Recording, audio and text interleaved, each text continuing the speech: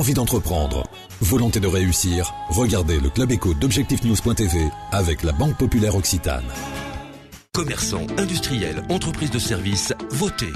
Du 25 novembre au 8 décembre, votez. Pour élire vos représentants dans les CCI, votez. Pour donner du poids à votre entreprise, votez.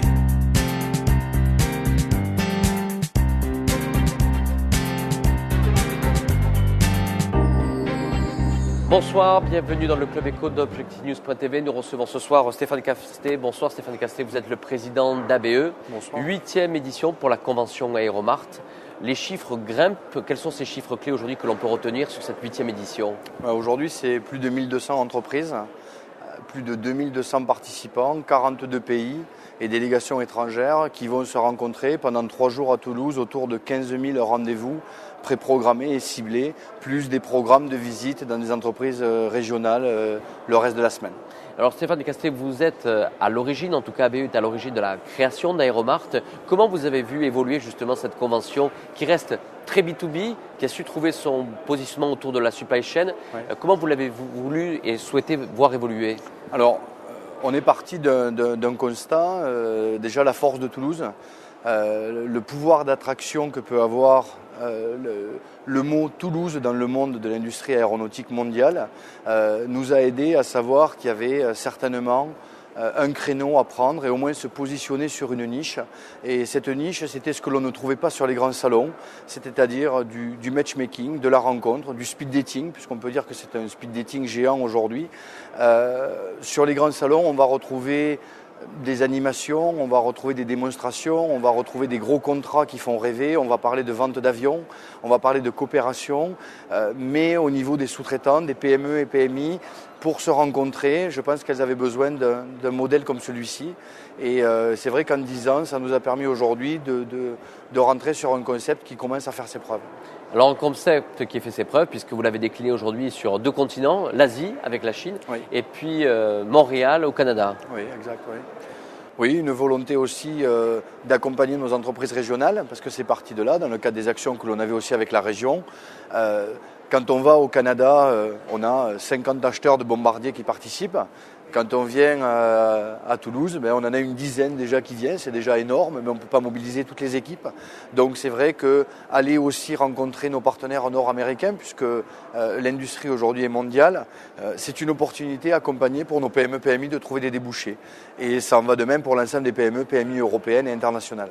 Stéphane Castet, quand on regarde un petit peu la conjoncture économique, il y a 1 an et demi, c'est vrai que c'était plutôt morose, notamment dans l'industrie de l'aéronautique et du spatial. Là, on voit toute la capacité, le rebond aujourd'hui de cette industrie. Vous qui avez eu aussi cette mission de commercialiser et de produire cet événement-là, dans quelles conditions ça a pu se faire?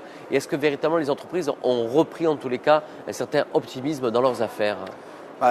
Les chiffres parlent d'eux-mêmes. On annonce que la Chine a besoin de 4500 avions dans les 20 prochaines années. On annonce que des compagnies aériennes doivent renouveler leur flotte. Ça veut dire qu'on va vendre des avions, ça veut dire qu'on va produire. Il n'y a jamais eu autant de nouveaux programmes. Airbus a lancé énormément de nouveaux programmes, la 380, la 350, la 400M. 3 programmes alors que pendant des années, il n'en était pas sorti forcément beaucoup. Leurs concurrents également. Les Chinois qui lancent un avion régional, les Japonais, les Russes. Aujourd'hui, beaucoup de programmes sortent, donc automatiquement des nouveaux avions, des nouveaux programmes et automatiquement de la supply chain derrière.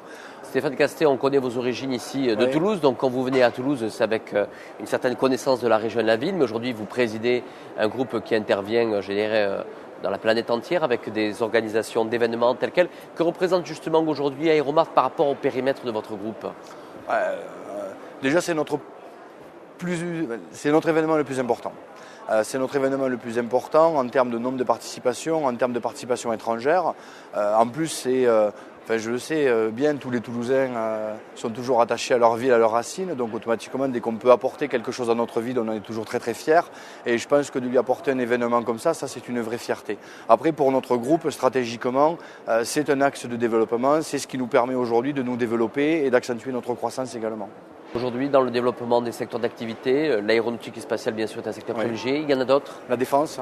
Ouais. La défense est un secteur très très important. On est partenaire avec les grands salons français comme Eurosatory, Euronaval, mais on décline aussi à l'international, mais également tout ce qui va être la sécurité, traçabilité agroalimentaire, la pharmacie, la chimie, qui ne sont pas forcément liées aux industries aéronautiques, mais sur lesquelles on est présent. Par contre, on ne fait que du B2B, on ne fait que du monde industriel.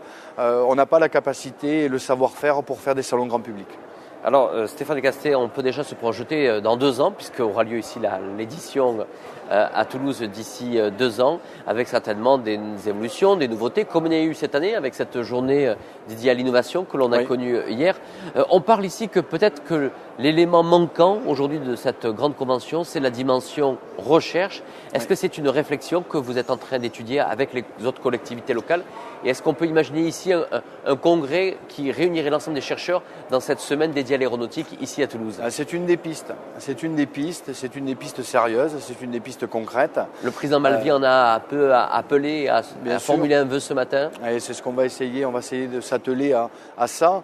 On avait une triple volonté sur cette édition. Déjà de continuer la croissance.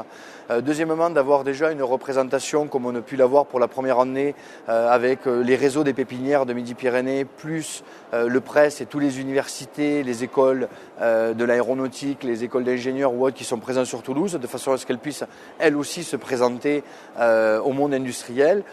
Vous le soulignez, la partie forum qui était très importante pour nous, qui était hier à Pierre-Baudis, qui nous permet aujourd'hui d'ajouter déjà une 3e journée riche en contenu où beaucoup de grands noms de l'industrie et de l'industrie surtout de recherche et développement étaient présents avec des intervenants Bombardier, Safran, Airbus bien évidemment, qui est un partenaire fort d'Aéromart.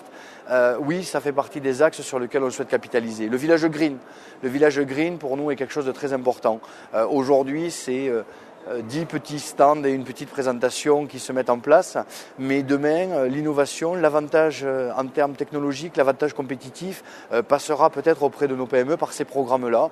Et on pense que dans le futur, ce pavillon va croître énormément et du moins on le souhaite. Des conférences sur l'avion tout électrique, pourquoi pas. Des conférences sur des moteurs encore plus verts, pourquoi pas. Je veux dire, il y a beaucoup de sujets qui se prêtent. Je ferai juste une dernière parenthèse, c'est que, vous le soulignez tout à l'heure, en période de crise, qu'est-ce qui permet de s'en sortir? C'est l'innovation, ça en fait partie. Mais également, les gens ont besoin de se parler. Ils ont besoin de se parler quand ça va bien, ils ont besoin de se parler quand ça va mal. Je pense que dans l'industrie, on a l'impression que ce qui va mal est derrière. Et je pense qu'aujourd'hui, beaucoup reprennent espoir et il y a de gros contrats qui se mettent en place. Merci Stéphane de Castet, merci d'avoir répondu à notre invitation. Avec grand plaisir, merci.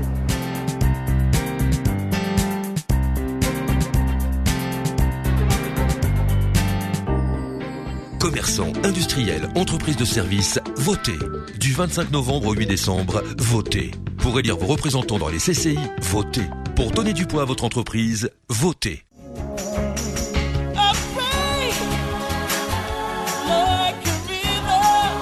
Envie d'entreprendre? Volonté de réussir? C'était le Club Éco d'Objectif News.tv avec la Banque Populaire Occitane.